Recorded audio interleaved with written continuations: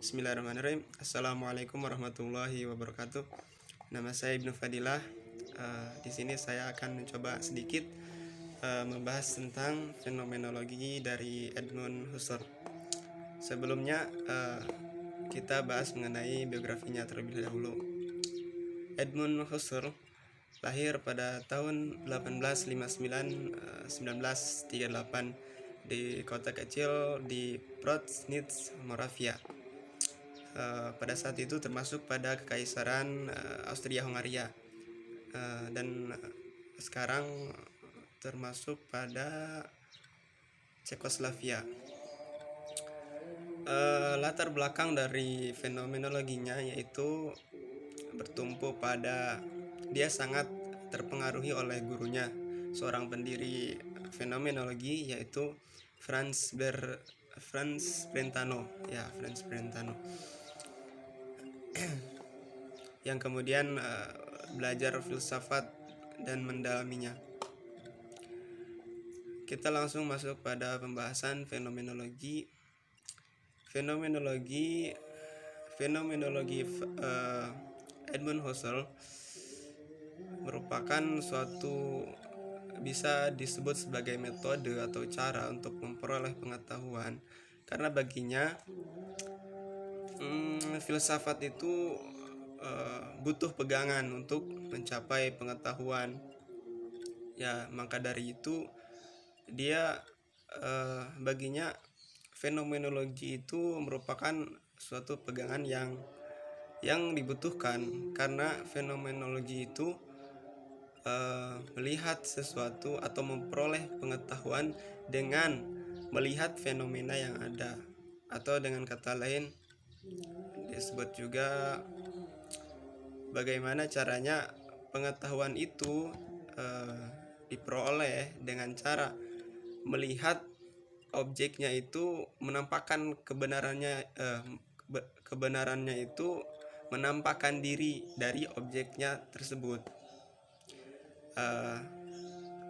Di sini ada semboyan yang terkenal dari Edmund Husserl, yaitu Zutrut Zuden Sachen Selbst, kalau saya tidak salah menyebutkan, yaitu kembali kepada benda itu sendiri.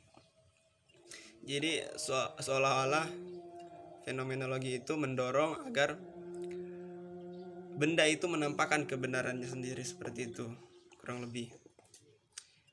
Dari fenomenologinya Edmund Husserl ini terdapat yang saya ambil, yaitu yang pertama yang terdapat dua poin, yaitu tolak ukur kebenaran dan objek pengetahuan.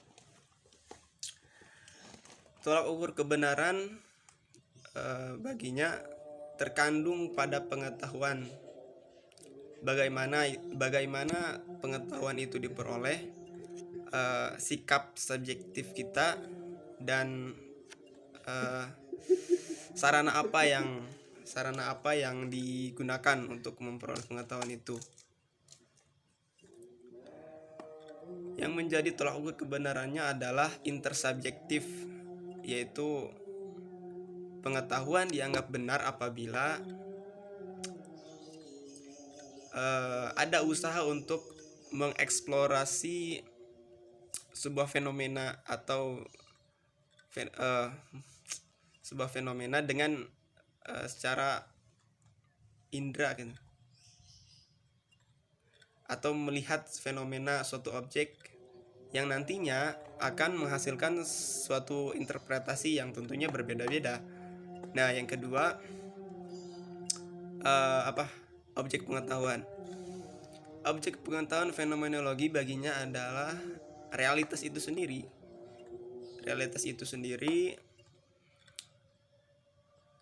Ya, seperti yang dikatakan di awal, realitas yang menampakkan dirinya sendiri dan ditangkap oleh kesadaran intensional.